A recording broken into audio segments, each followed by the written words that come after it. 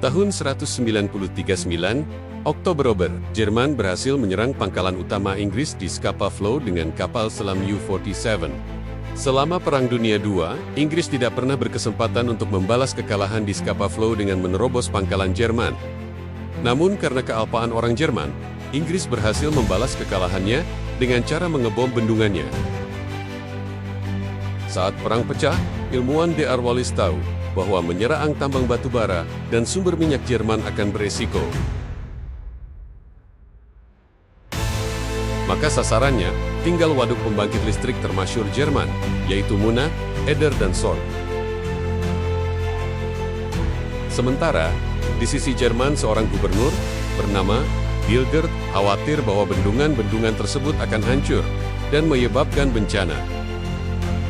Dia lalu menulis surat peringatan bahwa bendungan-bendungan besar Jerman tersebut bisa hancur oleh sekutu kepada Jerman, dan mengirimkan surat tersebut.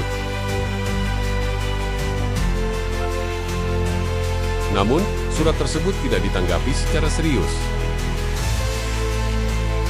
Hilgert mengirim surat yang sama berulang kali dan meminta untuk menguatkan pertahanan bendungan-bendungan tersebut. Walaupun surat itu dibalas dengan hormat, tapi tidak ada permintaan Hilgert yang dilakukan. Balik lagi ke D.R. Wallace. Dia belajar selama berminggu-minggu dan mencoba untuk membuat bom yang cocok untuk menghancurkan bendungan. Akhirnya, dia berhasil membuat bom yang unik tersebut dan siap untuk dipakai. Bom yang dirancang oleh D.R. Wallace sangat unik, karena bom akan diputar sangat cepat di pesawat lalu dilempar. Putaran tersebut menyebabkan bom melompat dan dapat menghindari perangkap bom atau torpedo yang menghalangi target, dan pilot tidak harus terbang tinggi untuk melemparkannya. Setelah mencapai target, bom akan meledak dan melepaskan getaran yang kuat dan hampir sama dengan gempa bumi. Lalu, Inggris pun memilih seorang pilot berpengalaman, yaitu Guy Gibson, yang sudah terbang 173 kali, dan pemilik bintang DSO dan DFC, sebagai pemimpin skuadron 617.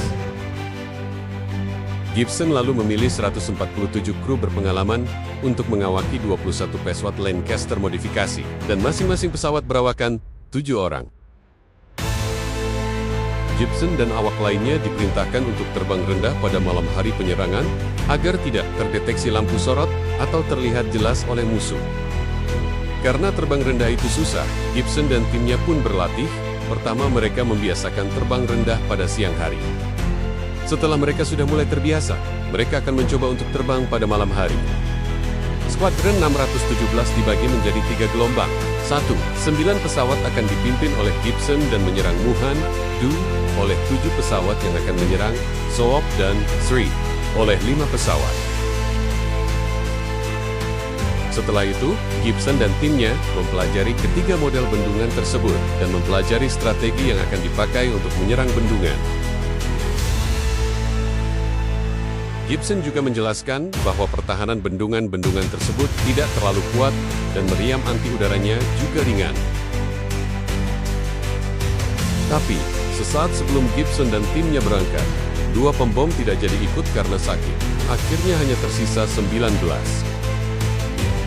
Pesawat pertama yang terbang adalah pesawat gelombang 2, namun 4 dari 5 pesawat hancur, dan sisanya terpaksa mengikuti gelombang 1. Gelombang Gibson pun menyerang Wuhan, dan berhasil, tapi dengan bayaran harus kehilangan 2 pesawat. Setelah kehancuran Wuhan, Gibson menyuruh 2 pesawat pulang ke Inggris sementara 4 lanjut ke Bendungan Eder.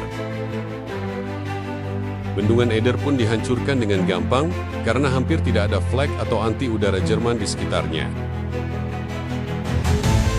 Akibatnya, banyak nyawa yang melayang, infrastruktur yang rusak, dan banjir yang besar terjadi. Produksi kendaraan militer dan persenjataan juga terhambat secara signifikan karena aliran listrik terputus.